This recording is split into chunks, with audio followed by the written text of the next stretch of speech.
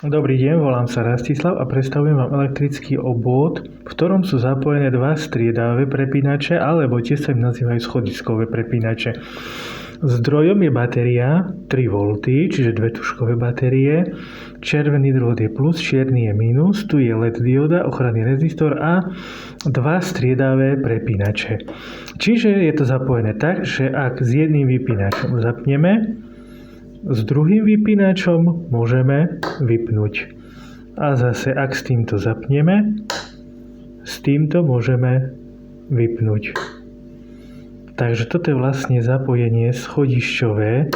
Takisto tu môže byť viac žiaroviek alebo LED diod. Čiže podľa toho, že koľko je to potrebné, v koľkých je to napríklad chodbách alebo miestnostiach. Takže striedavé schodiskové zapojenie vypínačov, kde vlastne sú to vypínače radenie číslo 6, čiže striedavé prepínače. Batéria, alebo namiesto batérie môže byť elektrická sieť 230V a tu LED žiarovka alebo žiarovka